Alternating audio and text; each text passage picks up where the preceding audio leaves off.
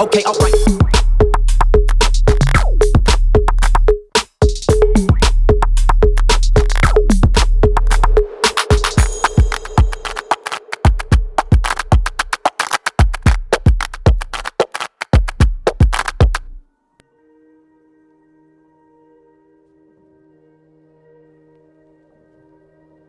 We are sitting in the Firehouse Community Arts Center, which is a renovated firehouse from long-term funding. We had fundraising rather. Pastor Phil Jackson and Brother Calhoun raised money so that this center could be realized. It was a dream to be able to transform the actual residents of the community who are having issues with jobs and training and just dreaming, to be able to have help with dreams in this space. Everything from, you don't have your driver's license, you don't have your social security card to get applications and do certain functional things. Everything from that to you want to start a LLC, you want to put an app together, you want to run an after-school program, you want to run a dance initiative, you want to do hip-hop, this is a space to dream. This is like a baby NASA for those who want to really do something with their potential.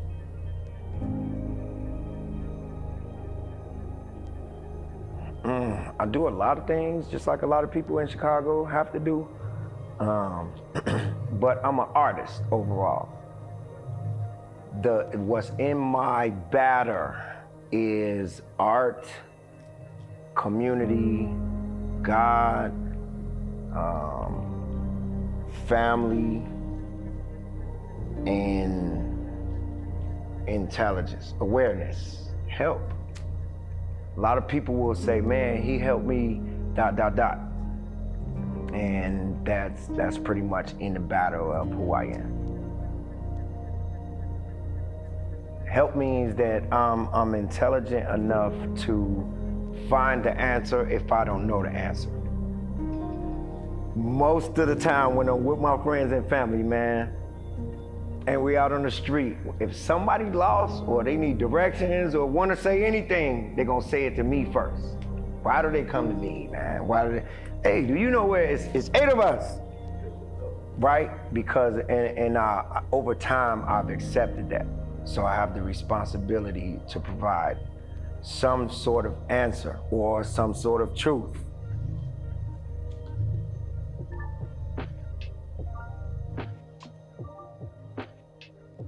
Some of the programs that run in this building, CRED, I believe it's an initiative of Arnie Duncan, who is in the education department, who was in the education department during the Obama administration, and did Chicago Public Schools. I believe he had something to do with Chicago Public Schools here. That initiative is giving brothers who, it's like a recidivism program, brothers who's going through the system or have rough times, to get some real alternative opportunities based upon their potential, not based upon their record.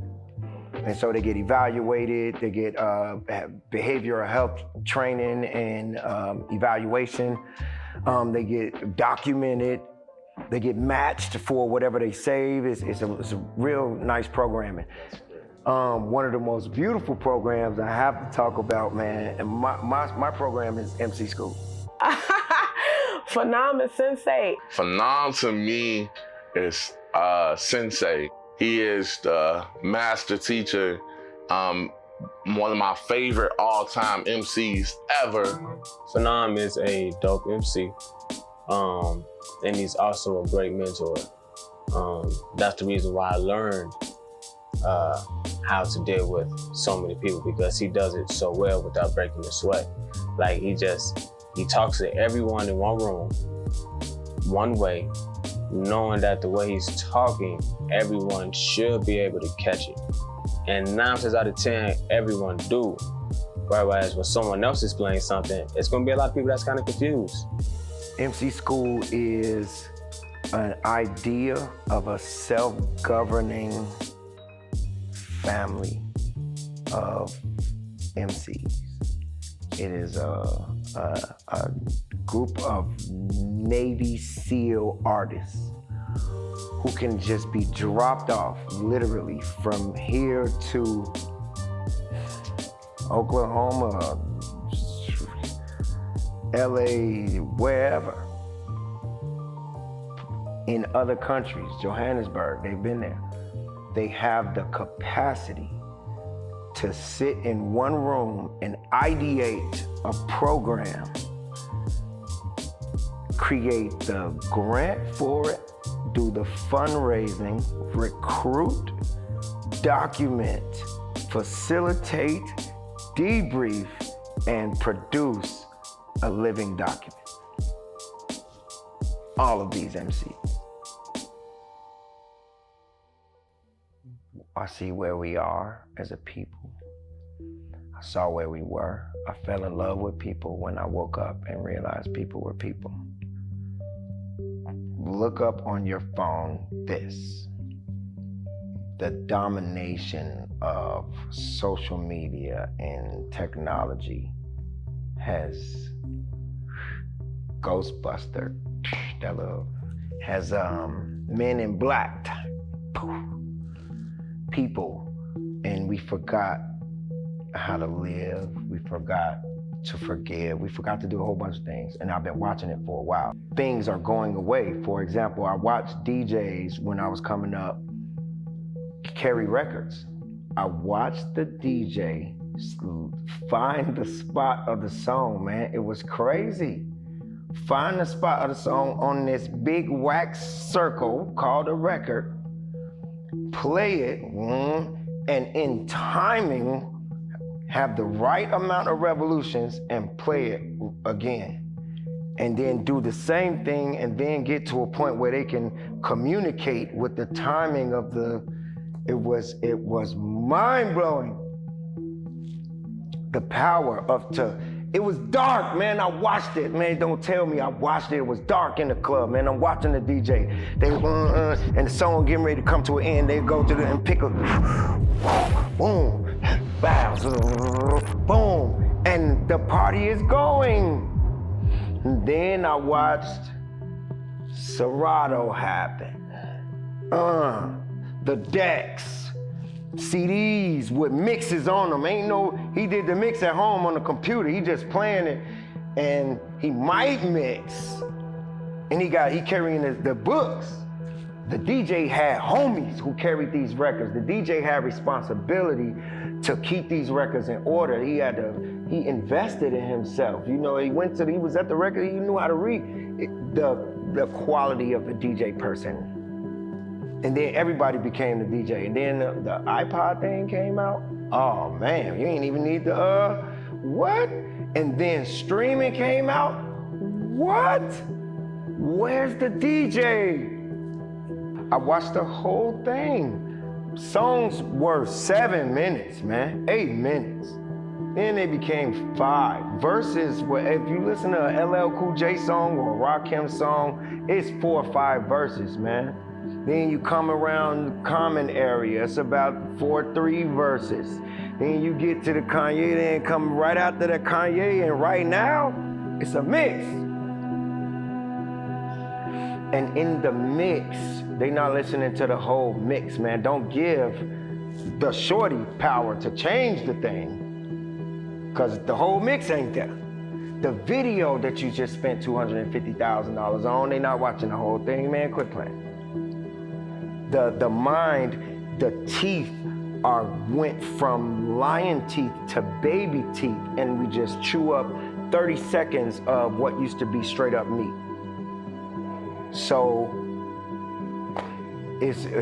what do I think is missing? Actual people who respond. It's not people. Come on, man, let's talk about it. That's what you getting into Emcee Skool right now, man, just waking them up. When I was in Iraq as a hip hop diplomat with the Hip Hop Detox program, we went there for 11 days. It was life-changing. What I want to draw out of that huge bag of jewels I gained from them is an MC. The music that we prepared, we could not play. And I want most MCs, I pray that there's an MC watching this right now. We could not play our music. This was a Muslim country. Certain things are haram. You cannot play this, man. Then, so take that away. Let's say you freestyling or you rhyming the verses that, you know, kind of fit what they don't get your references.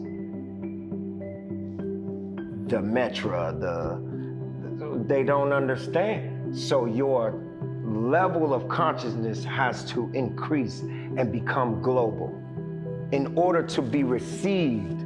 So you have to be aware of the surroundings, like, you're my man Ahmed, Ahmadu. You learn these names and listen to Allahu Akbar. You listen and understand purposes, and you become the room that is a master of the ceremony.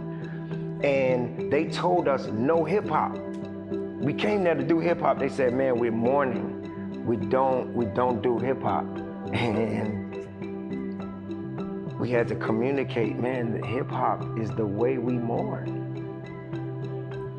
Have you heard of Trouble T. Roy and Will They Reminisce Over You? My God. I mean, this is for my homies. There's a plethora. So Kenny Muhammad, the human beatbox, human orchestra, started beatboxing, man, and the little man, he had to be 11. Started rhyming in Arabic to the beatbox. We don't know him. We don't know him. He spoke our language. He understand rhythm. His friends came over. Ele is the word was ele. I'm deducing that means spit, go, do it. Ele. Woo! So I understood that we are hip hop. And it circled back around. I just came from Nashville, man. I was like, yo, where the hip hop at? Where the hip hop at? They like, man, you know what? It really ain't been no hip hop for 2 years, man. It's been more country. Are you hip hop? Yeah. What are you doing? That's why it ain't no hip hop. Cause people don't believe that they are the it. That's what I'm doing. I'm waking up. What was the hardest moment for me in the industry? It was a few of them, but that was my first real taste of industry versus hip hop. The Source magazine, Benzino was running it. He had the Source. That's a whole statement in itself. They had this section in there called Unsigned Hype. And man, everybody, this was a coveted section, man. And they toured the United States top cities, 10. And they came to Chicago, and it was 100 MCs, and I found my way to be 101, and I won that. Flew to New York, jumped into battle against all the other cities. I took out Atlanta, LA, and Philly, and Proof took out his 3. We ended up in the finals. Proof from D12. And Phenom from Chicago, from Poetry Chicago. So, boom, we do our thing. That's when it occurred to me, when we landed and they took us to the hotel, they stayed in the limo. I went upstairs. I was running up the steps, man, making sure my breath control was good, because we got to do a song before the battle. Everybody got to do a song. And I didn't want to run out of breath doing this song. And I'm in New York, this is my first time, man. I'm finna get in the industry, man. And I'm running up the steps of the Marriott Marquis, rhyming hard as hell, all the way up. He is at the Source with D12 and telling them about what Eminem is doing over in LA, and they like, whoopee. And when it came to the final round, man, we did 3 rounds, and they was like, Sticky Fingers from Onyx was like, give it to Proof. And it wasn't like the crowd wasn't satisfied, because God rest his soul, man. That was a dope MC, man. And the industry took Eminem, but he the people, man. Woo! That going head to head with him, is Batman and the Joker, man. Man, I almost smiled, man, and fell backwards, man. Do for self means to me, Emcee Skool. Come on, let's talk. Emcee Skool. Okay. MC, the name MC is phonetically spelled, and that's from an MC himself. The first one I heard say it is Rakim. So there's DNA in just seeing the spelling. Emcee Skool, KRS-One says, in hip hop, we able to spell our words in a different way to acknowledge our language and our power. School, let me school you. This is DNA just to say Emcee Skool itself. To call it Emcee Skool is me. I'm an MC, so the principle is what we training. So instead of saying this is X-Men Academy, this is Wolverine School for Wolverines. So I know the pain you give us. Anyway, the logo itself, man, this is a picture of me at the first Tip Fest with Chance the Rapper and Kendrick Lamar was there. I hosted that, right? And I posed in that picture doing a community affirmation. Somebody took that picture, man, from an organization that I had affiliations with, sent me the picture. The graduate of the first class made it into a logo. The logo became part of the stamp. So just seeing the Emcee Skool logo is giving credit to the first class. Do for self, all for self. This is my jersey, mine.